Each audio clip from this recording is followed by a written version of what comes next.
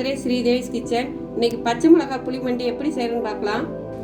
Mixie ஜாரில் 10 பச்சை மிளகாய், ஒரு கோழி குண்டு அளவு புளி, தேவையான அளவு உப்பு போட்டு அரைச்சி எடுத்துக்குவோம். நைஸாக அரைச்சி எடுத்துக்கிட்டாச்சு. பேனில் 4 ஸ்பூன் நல்லெண்ணெய் விட்டுக்கிறேன். சூடாகட்டும். எண்ணெய் சூடாயிடுச்சு. 1 ஸ்பூன் கடுகு பொரிஞ்ச உடனே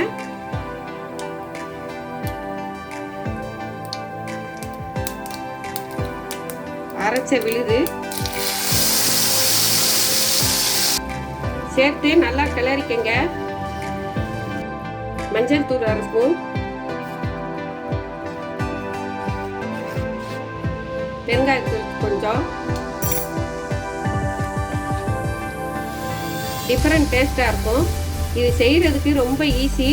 சாம்பார் சாதம், தயிர் சாதம் இதுக்கெல்லாம் நீங்கள் சைட் டிஷ்ஷாக வச்சுக்கரலாம். பச்சை வாசனை போய் எண்ணெயெல்லாம் பிரிஞ்சு வந்துருச்சு. இப்போ நீங்கள் அடுப்பை ஆஃப் பண்ணிக்கிறலாம்.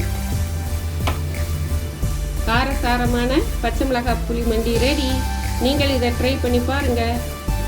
இந்த வீடியோ உங்களுக்கு பிடிச்சிருந்துச்சுன்னா லைக் பண்ணுங்கள், ஷேர் பண்ணுங்கள், மறக்காமல் சப்ஸ்கிரைப் பண்ணுங்கள். உங்கள் கமெண்ட்ஸையும் சொல்லுங்கள். தேங்க்யூ.